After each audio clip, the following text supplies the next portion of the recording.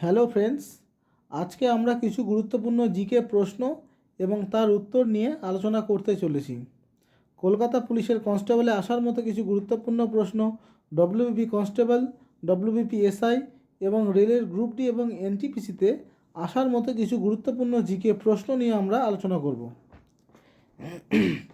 এখানে প্রথম প্রশ্ন কি বলেছে?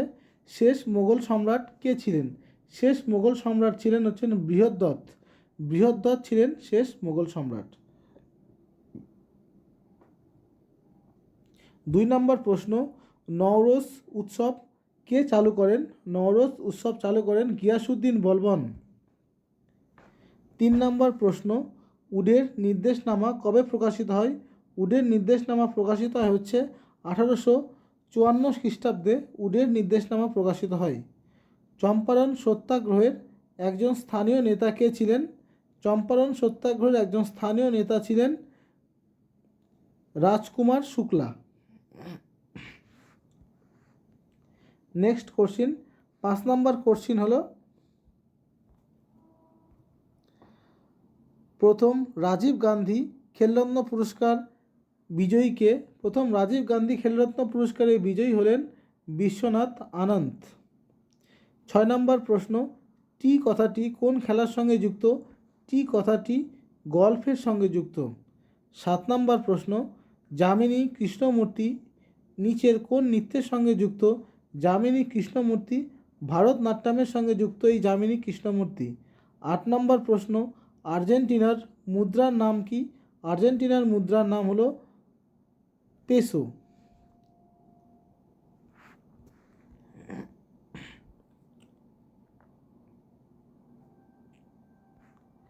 তারপর 9 নম্বর প্রশ্ন হলো, ভারতের প্রথম নিউক্লিয়ার সাবমেরিন হলো কি? ভারতের প্রথম নিউক্লিয়ার সাবমেরিন হলেন আইএনএস চক্র। 10 নম্বর প্রশ্ন, নেপাল থেকে দার্জিলিংকে পৃথক করেছে কোন পর্বতশ্রেণী? নেপাল থেকে দার্জিলিংকে পৃথক করেছে সিঙ্গালীলা পর্বতশ্রেণী।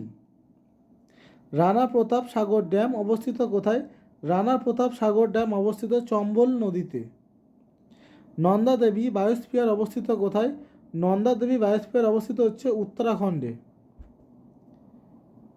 13 নম্বর প্রশ্ন হলো, ভারতীয় অর্থ কমিশনের উল্লেখ কোন ধারায় রয়েছে? অর্থ কমিশনের উল্লেখ রয়েছে 280 নম্বর ধারায় ভারতীয় অর্থ কমিশনের উল্লেখ রয়েছে।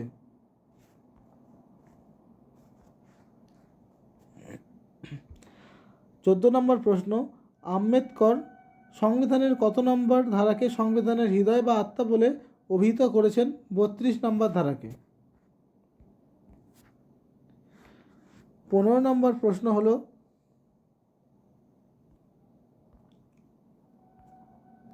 জিএসটি কাউন্সিলিংয়ের চেয়ারম্যান কে? জিএসটি কাউন্সিলিংয়ের চেয়ারম্যান হলেন অর্থমন্ত্রী।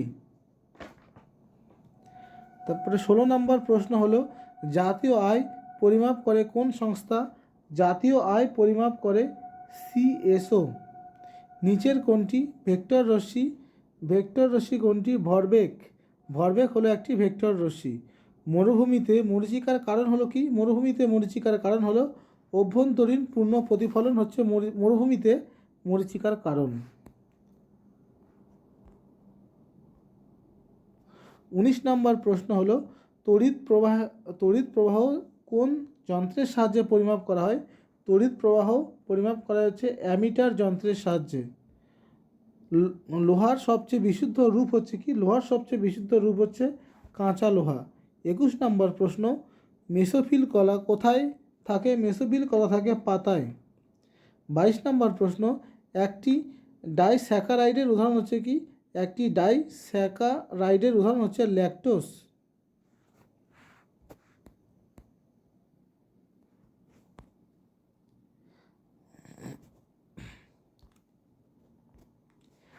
ন্যাশনাল স্পেস ডে কবে পালিত হয়? ন্যাশনাল স্পেস ডে পালিত হয় হচ্ছে 28শে ফেব্রুয়ারি। ন্যাশনাল স্পেস ডে পালিত হয়। সম্প্রতি কে ন্যাশনাল সিকিউরিটি গার্ডের ডিরেক্টর জেনারেল হিসেবে নিযুক্ত হলেন? বি শ্রীনিবাস ন্যাশনাল সিকিউরিটি গার্ডের ডিরেক্টর জেনারেল। নিচের উল্লেখিত কোনটি লাদাখের নবগঠিত জেলা নয়? হচ্ছে হেমিস। হেমিস হচ্ছে লাদাখের নবগঠিত জেলা নয়। এই রয়েছে 25টি গুরুত্বপূর্ণ জিকে প্রশ্ন। এরপর দেখা হবে আগামী পর্বে। ধন্যবাদ বন্ধুরা, শুভরাত্রি।